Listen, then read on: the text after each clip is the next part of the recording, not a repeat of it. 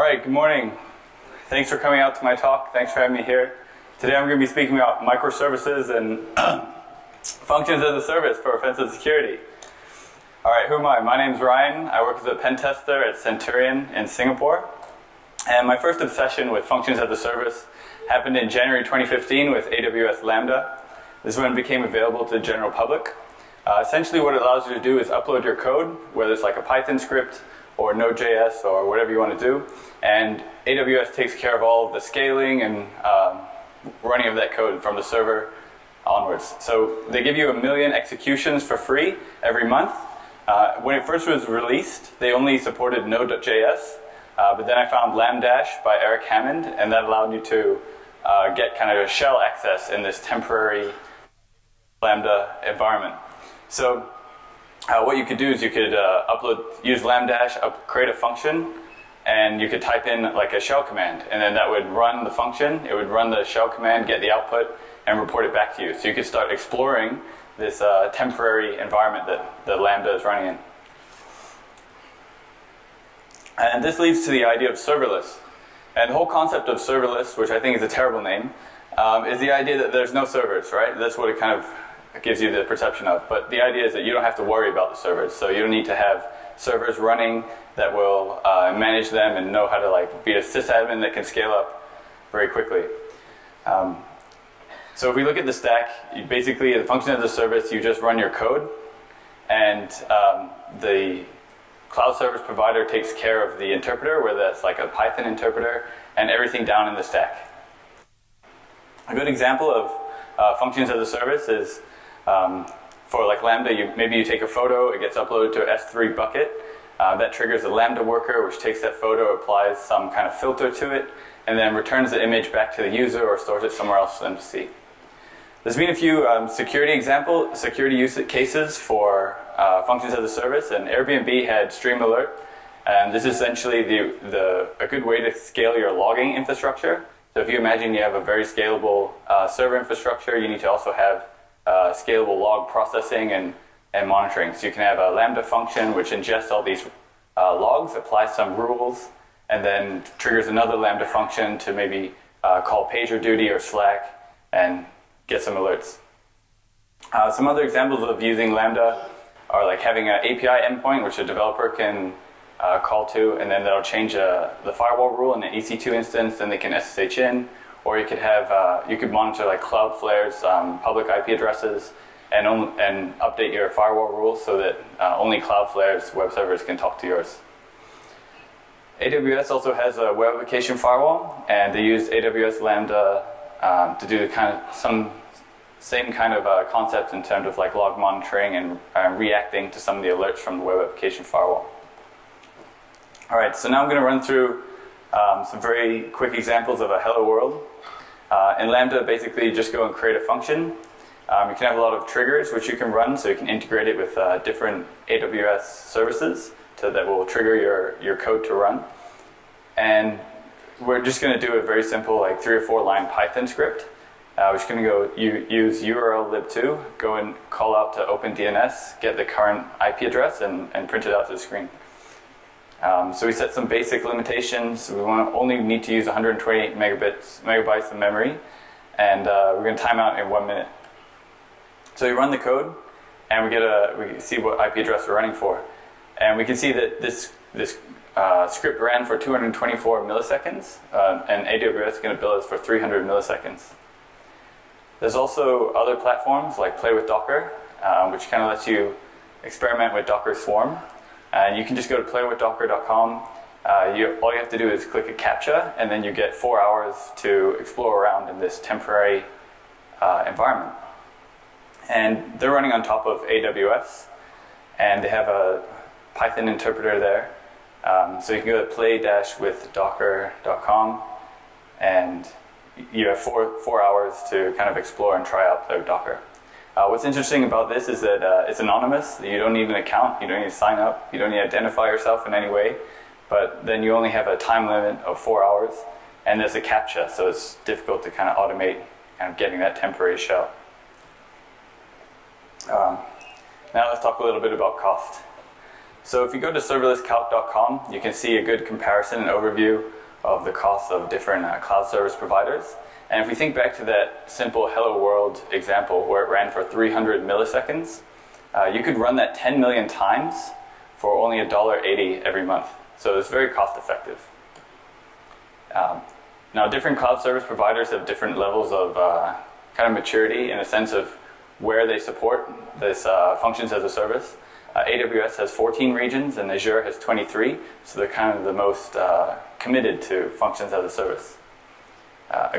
This is a good overview. So we have Google. Google gives you a native IP version 6 address, and IBM supports Docker. So if you think about functions as a service, just uploading your code, if you can have like a Docker image, you can have a much greater control over the environment that your code is running in and what else is there. And so AWS has 14 regions and Azure has 23. I think Azure is probably the most mature kind of service offering in terms of function as a service. They support the most scripting languages, but they only run on Windows, so some limitations there depending on what you want to do. So in summary, I think there's three main advantages to functions as a service. It's very low cost or semi-free in most cases. When you sign up, they give you a sign-up credit, and it's due to the low cost of most of the services that they offer, it can be difficult to use all of that credit. And you get an unspecified source IP address. So what these cloud service providers are doing is they take your code, they inject it into kind of like a random server which they have, and then your code will run there, and then they'll take it out and put it in different servers. So you're kind of running your code in a different environment almost every time. A lot of them have like global data centers and data centers in China, so you can use that to your advantage. So this led me to start a small project of mine called Project Thunderstruck. And the goal is to find use cases for functions as a service in offensive security. And I explored different cloud service providers, and I wanted to get supercomputer resources without paying supercomputer prices. And earlier this week I spoke at B-Sides about searching in IP version 6, and today I'm going to talk about distributed denial of service without servers and brute forcing SMS OTPs. Alright, so we had this client that purchased the anti-DDoS service, and they were kind of concerned whether or not it would work. They wanted to know, like, is it going to work at 2 a.m.? Is there someone monitoring a console and manually doing something, or is it automated, and does it really work? So I came up with this plan to find a very simple HTTP DDoS tool written in Python, so something really script kiddie, and then upload it to a cloud service provider, trigger it, and then monitor the target and wait for results. And what I found was GoldenEye.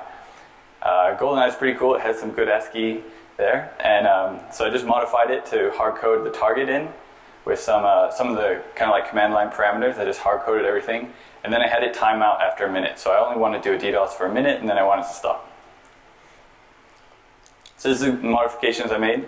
Just look at line 567, remove everything down from there, and then hard code in all the parameters. So I set up my test server, I ran the function, and then I tailed my Apache logs. And I just started to see all these requests coming in. So it's making post requests with like large amount of data in the URL and post data. So I can see it's working. So it was time for the real attack, so I triggered the code to start, and I just waited for the abuse email to come in from the cloud service provider and from the client. And but then the site was still up, so something strange was happening.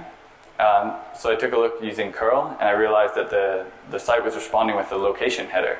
And this location header is part of the anti-DDoS solution that they purchased, and they basically want to, I guess they're trying to see that it's a real user. So if it's your web browser will just handle that. But if you're using some tool, then obviously the tool will not be able to follow the redirection. So I went back to GoldenEye, went to line 336, modified it a little bit just to get the response, get the location header, and send the request over there. Tried again, and it worked. So I was using AWS Route 53 health checks, and essentially it's like doing a curl to that web server, looking for a certain response, and then determining whether or not it's like up and it's working. If it doesn't get a response, it assumes it's down. So it has a very nice graph over here. You can see that we started the attack, and then it went down, and then we can stop the attack and immediately come back up. Another good thing about using AWS Route 53 health checks is that it does a health check from different regions. So you can get a perspective on the server from like Tokyo, Singapore, Sydney, Ireland, and all these different like world view to make sure that it's available from different locations rather than maybe just goes down from where you're checking. So here's the results. I managed to generate about 30 Mbps of DDoS traffic, but I only used one region and one zone from one cloud service provider, and managed to get pretty good bandwidth out of that. So if I was to maximize this over multiple regions and multiple service providers, it would grow to be quite a lot of bandwidth. And the best case about this is that the abuse was not detected by the cloud service provider and our account's still active.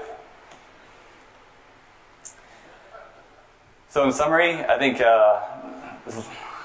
anyone who knows how to copy and paste a Python script can become a DDoS king, and they can get access to really high bandwidth and almost for free. Okay, so now I'm going to talk about brute forcing SMS OTPs.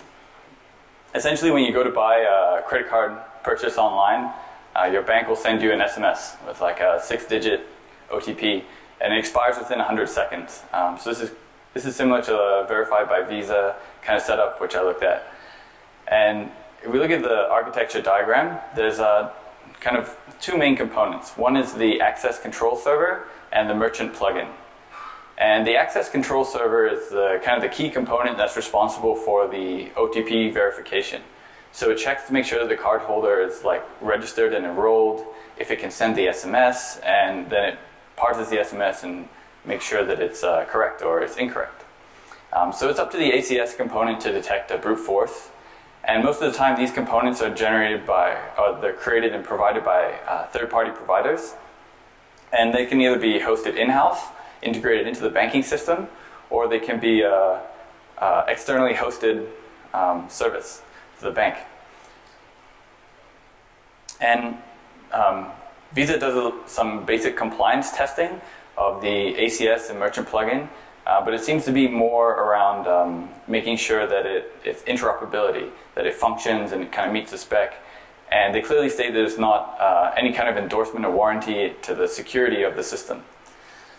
And yeah, so it's up to the ACS to check that the OTP when entered is correct, and to implement any kind of security controls that would be necessary for this component in the system. So I came up with this plan. I need to get a 6-digit SMS OTP value. There's 1 million possible values, and I have 100 seconds to do so. So the plan is I start a simulated online purchase, I load the SMS OTP page, I submit one OTP, I capture the HTTP request, I load that into Thunderstruck, start all the workers, they start guessing the correct value, and then when they find it, they'll report back, and I can take that request, put it back in the browser, and continue with the online purchase. And I have to do all of that within 100 seconds. So it seems like a good use case for functions as a service to scale this. So this is the architecture of the script that I came up with. Essentially I have this Python script which is going to create a random OTP value. It's going to clear the guess counter because I want to keep track of how many guesses I've made and how long it takes to brute force all 1 million possible values. Then it's going to keep polling Elasticsearch to wait for the result, and then trigger all the Lambda workers. They're going to recursively call themselves to try and help with scaling. And then they're all going to start attacking this Google App Engine server that I set up to simulate kind of the online purchasing payment processor. And each Google App Engine instance is going to talk to a memcache server to check if the OTP is correct, increment the guess counter, and then return some kind of message to indicate whether it's the correct OTP or the wrong OTP. And the AWS Lambda worker is going to look at that response, and then if it's the correct OTP, it's going to report it into Elasticsearch, and then that'll get picked up by the Python script that's constantly polling. So I created this Google App Engine, basically learning how to scale a server to handle about 16,000 requests per second. So I used 200 instances, And I have like a 50-line Python script. So very simply just handles setting the OTP, storing it in memcache, getting the current OTP that was guessed, checking the value, returning the message, and then incrementing the guess counter and kind of reporting a little bit about how many guesses have been completed out of how many there are for that possible OTP value. I use a memcache dedicated backend with that can support 20,000 operations a second, and I set a daily spending limit of $10 because I don't want anything to go out of control. So I just do gcloud apt deploy and my 200 servers running. On the kind of attacking side, I have this script called trigger worker AWS. Basically just calls to the Google app site and sets the OTP, and then it pulls the Elasticsearch to keep searching for the correct value, and then I invoke all the Lambda functions, and then wait for the result. For the Lambda function itself, it's the worker.py.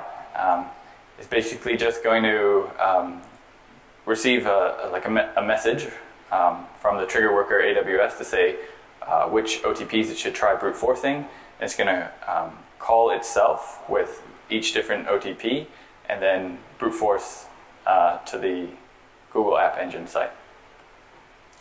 So I have a simple test that I had set up. So I could call the set OTP. I can set it to 013370. I can see how many OTPs have been guessed. And I can try an OTP like 1, 2, 3, 4, 5, 6. And I can see that it's wrong, but I've tried one guess. And so now I have a good test server to test out my theory to see if this will work. So I started small, started with 4 digits. I was able to split up the work so that each worker guesses 100 OTPs. And so over 100 workers, I can do this in I can find the OTP in 12 seconds, but I can brute force all possible values in 26 seconds. So this includes like from the time I start it to setting the OTP value, to triggering all the workers, to pulling for the response in Elasticsearch and getting the value back. So I split up the work a little bit more, give less OTPs to more workers, and I can reduce the time down to 11 seconds. And if I do it even further, I can get it in 7 seconds. And so I scaled up another order of magnitude to 5 digits. And I was able to do it in 100 seconds with 100 OTPs a worker, and 72 seconds, and then 24 seconds to split the work even more. So then I started on the 6 digits. And in 6 digits, it's a little bit sketchy. So sometimes it can find it in 31 seconds. So I found the OTP in 31 seconds, but then it took about 3 minutes and 43 seconds to brute force all million. And so I split the work up a little bit more, but it didn't seem to really have much effect on doing it faster. And so sometimes I managed to get in about 1 minute and 16 seconds or 76 seconds, which is still under the 100-second time limited window.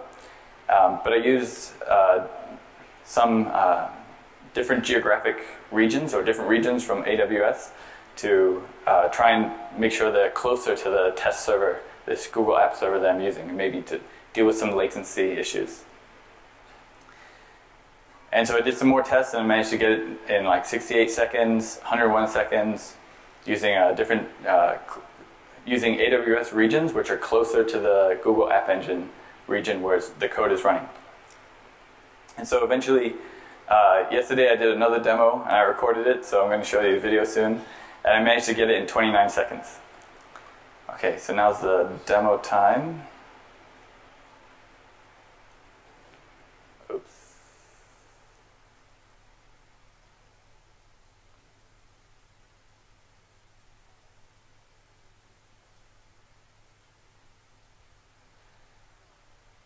Okay, so I ran the script. It generated a random OTP value of 661226. It triggered all these workers across different regions. It took about 8 seconds to start all those Lambda workers, and then it's pulling for Elasticsearch in the background. And after 29 seconds, it's going to fast forward a little bit. Yeah, so then in 29 seconds, it managed to find the OTP value, get it out of Elasticsearch, and complete it.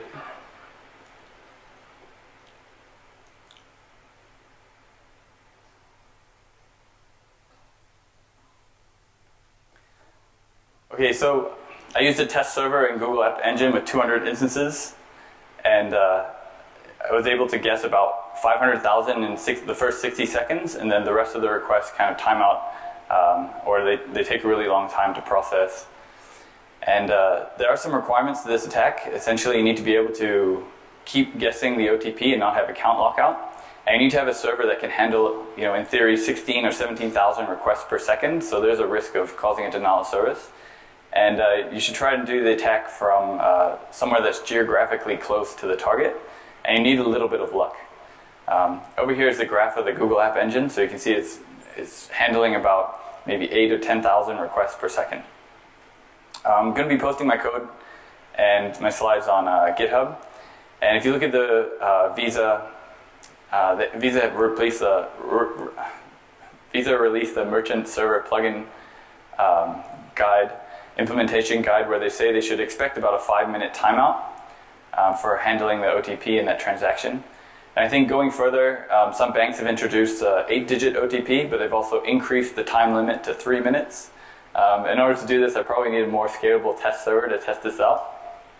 But I think this is interesting because there's probably further applications of this style of attack, maybe on password reset URLs or account sign up and registration where there's no account lockout, but you can brute force it for a longer period. Okay, so I hope you found this talk interesting, and if you like this topic, I would definitely recommend you check out a talk gone in 60 milliseconds last year in December by Rick Jones at CCC. There's also a few talks. There was a talk last year at Black Hat, and there's a few this year at B-Sides, Black Hat, and DEF CON. And if you find this interesting, maybe there's some key points that might get you started in doing your own kind of work in the space of functions as a service. So you could look at AWS Lambda. They give you an instance with 1.5 gigs, and you can run that for 266 seconds for free every month. There's also the Alibaba Cloud based out of China, but you need a +86 mobile number to register. And quite interestingly, if you look at IBM OpenWhisk, you can have a Docker image. So you get more control over the environment and run, maybe do some more interesting stuff there. If you don't want to use a service provider, you can also set up your own. You can use this Docker Swarm, this function as a service here, and you can set up your own kind of similar environment for running functions, scaling it, and monitoring what's going on. And that's the end of my talk. I'm going to be posting the slides and demo and all that stuff there on my GitHub. Thank you.